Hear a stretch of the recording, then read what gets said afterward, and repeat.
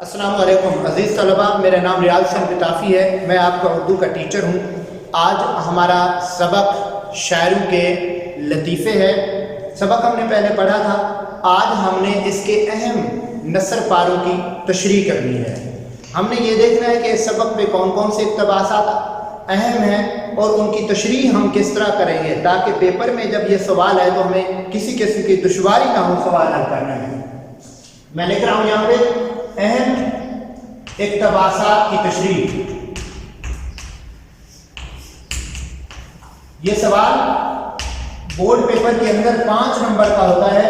اس کے 3 مختلف حصے ہوتے ہیں اور ان حصوں کے لحاظ سے اس کے نمبر ہوتے ہیں۔ ہم نے اسی لحاظ سے اس کو حل کرنا ہے۔ سب سے پہلے اس کا ہوتا ہے حوالہ متن۔ حوالہ متن میں 2 چیزیں ہم نے لکھنی ہیں۔ پہلی چیز ہے سبق کا عنوان، دوسری چیز ہے مصنف کا نام۔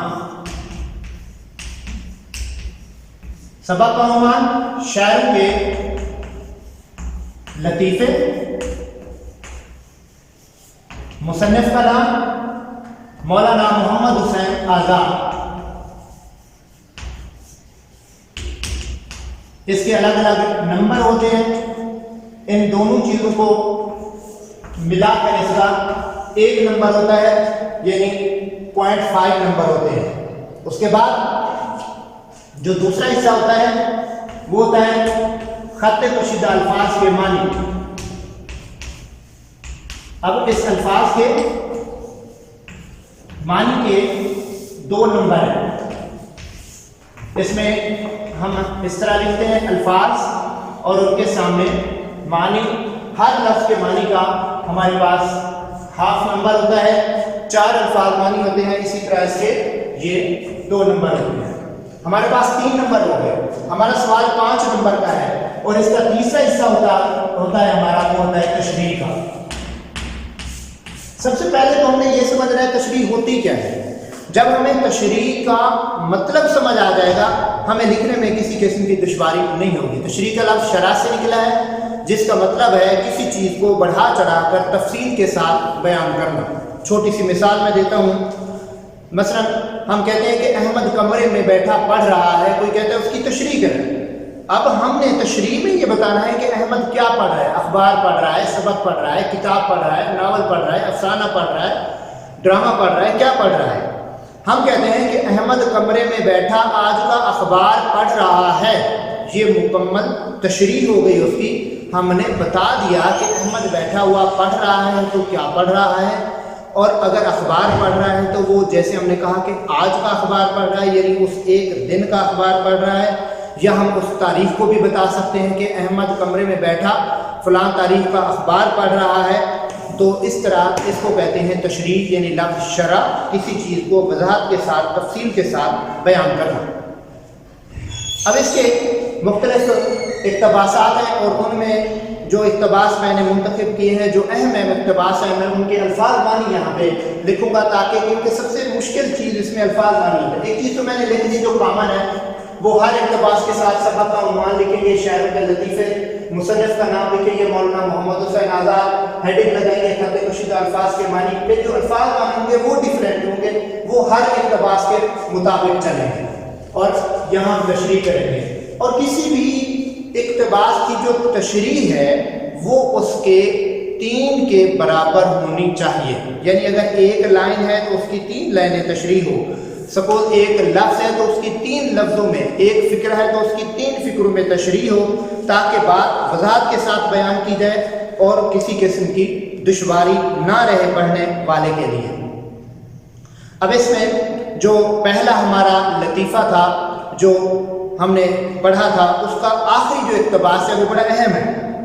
ان میں سے ایک شخص جو مرزا کے طرفدار تھے، سب سے پہلے ہم نے اس کے دیکھنے ہیں الفاظ کے معنی۔ الفاظ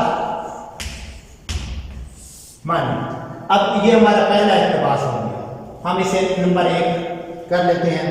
پہلا ہے طرفدار۔ طرفدار کا مطلب ہوتا ہے حمایتی، کسی کی حمایت میں، کسی کی مدد میں، کسی کی ہاں میں ہاں ملا کر بولنے والا۔ دوسرا ہے ماجرا۔ معاملہ. تیسرا لفظ ہے ہمارے پاس دادخواہی، فریاد. چوتھا لفظ ہے ددہ، بچوں کو پالنے والی ملازمہ. یہ ہیں ہمارے پہلے اقتباس کے 4 مختلف الفاظ.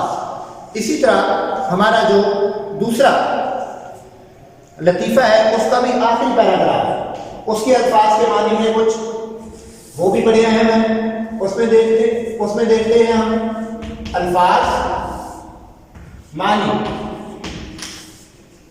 اس میں گرمی کلام،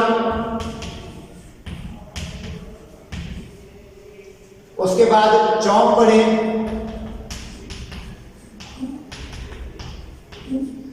گرمی کلام کا مطلب ہے خوبصورت شاعری.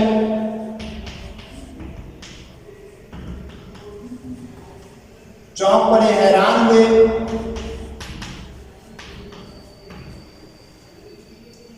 صاحبزادہ بیٹا،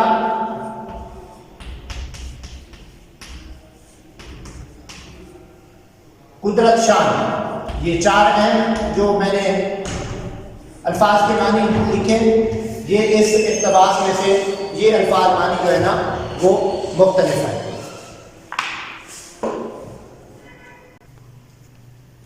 ہمارا اگلا جو اقتباس ہے وہ یہ ہے.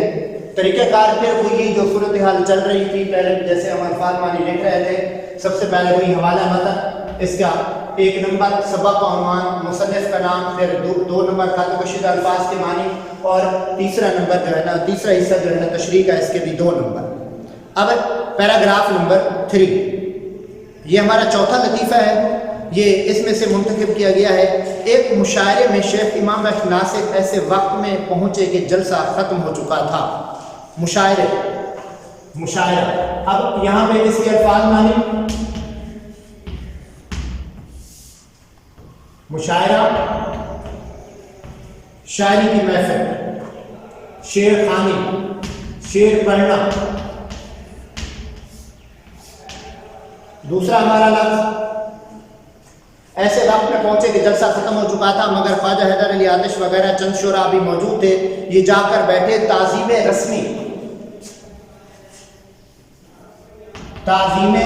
رسمی، رواج کے مطابق یا رسمی عزت افزائی، جیسے علیک سلیک ہوتی ہے، آنے والے کا ادب کیا جاتا ہے، سلام کیا جاتا ہے. اور مزاج پرسی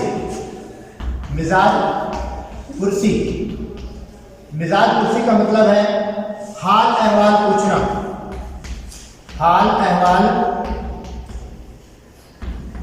پوچھنا. اس کے بعد مزاج پرسی کے بعد کہا کہ جناب خواجہ صاحب مشاعرہ ہو چکا. انہوں نے کہا کہ جناب آپ نے بہت دیر کر دیا، بہت دیر سے آئے. انہوں نے کہا کہ سب کو آپ کا اشتیاق رہا، اور ساتھ ساتھ انہوں نے یہ بات کی جناب لوگوں کو اشتیاق رہا. اشتیاق کا مطلب ہوتا ہے شوق. سب لوگ آپ کے بارے میں پوچھتے رہے، آپ کی شاعری سننے کا سب کو شوق رہا.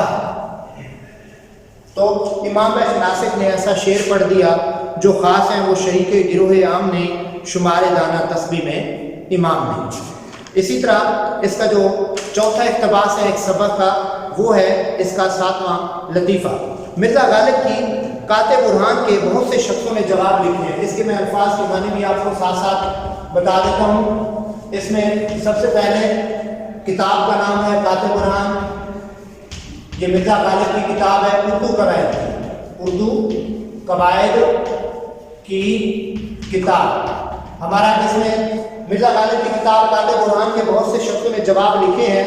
جواب لکھنا، جواب میں کتاب لکھنا. جواب لکھنا مراد جواب دینا، کسی کے مد مقابل کوئی بات کرنا علمی لحاظ سے. زبان درازی، بڑا اہم لفظ. زبان درازی بےہودہ ہوئی، غلط بات. ہر بندہ اپنے اپنے علم کے مطابق بات کرے. گدھا نالائق، गधा नाला है। ये इसके अहम अल्फाज के मानी थे और इसी तरह इस इक्तबास की तशरीह करेंगे। ये मैंने इसलिए तरीक़ाकार बताया ताकि आपको इक्तबास की तशरीह करते हुए किसी किस्म की दुश्वारी पेश ना आए, और मैं उम्मीद करता हूँ कि आपको किसी किस्म की दुश्वारी पेश नहीं आएगी। इसको इस तरह हल करना है जैसे मैंने आपको बताया है, ताकि आप अच्छी तरह से इसको समझ सकें, और आपको इस तरह का पूरा तरीक़ाकार जो है ना वो मैंने बता दिया।